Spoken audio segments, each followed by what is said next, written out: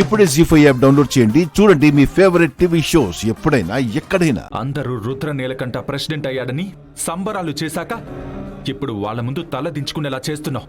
దాన్ని నేను భరించలేకపోతున్నాను.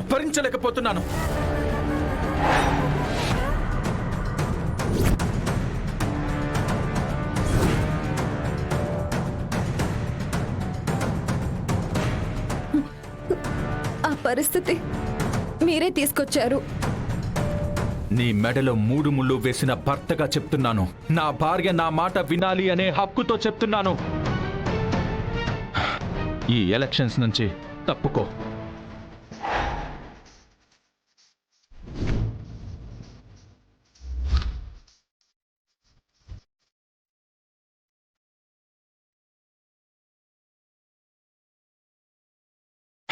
చూడీశ్వరి, నేను ఓటమికి భయపడ్డం లేదు. గెలుపు నాకు ఎంత పరిచయమో నాకు బాగా తెలుసు. ఎలక్షన్స్ జరిగాక కూడా ఈ రుద్ర నీలకంఠే గెలుస్తాడు. కానీ నా ఈగోని ప్రశ్నిస్తున్న నీ నిర్ణయాన్ని నేను భరించలేకపోతున్నాను.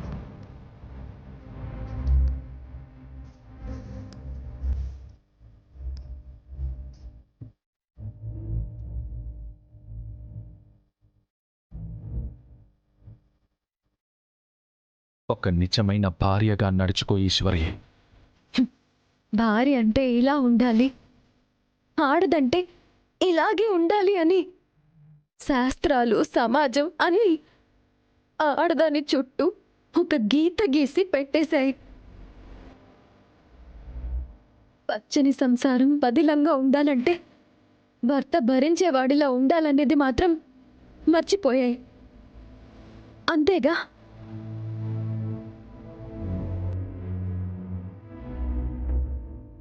అగ్ని సాక్షిగా ప్రమాణం చేసి 7 అడుగులు వేసినప్పుడు కూడా భర్త వెనుక భార్య అడుగేయడమే గుర్తుంటుంది.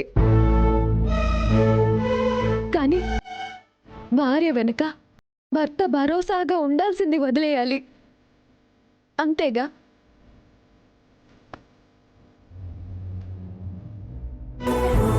భర్త అడుగు జాడల్లోనే భార్య నడవాలి అంటారు. కానీ భార్య ఆవేదనని భర్త అర్థం చేసుకోవాలని మాత్రం ఎవ్వరూ చెప్పరు.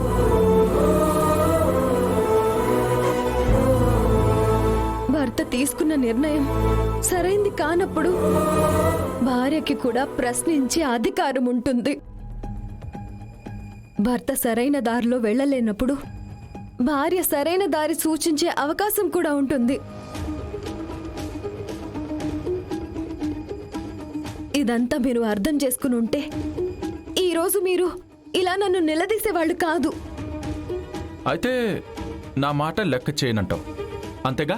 నేను తప్పులు చేసేవాణ్ణి, నువ్వు సరిదిద్దేదానివి, అంతేగా? ఓకే, అర్థమైంది. ఇంకా నువ్వు నా మాట లెక్క చెయ్యబో. నేను అలా అనలేదు. నన్ను లెక్కలోకి తీసుకోండి అంటున్నాను. సరే ఈశ్వరి, అదే మాట మీద ఉండు. నిన్ను గెలిచాననే గర్వంతో ఇక్కడి నుంచి వెళ్తాను.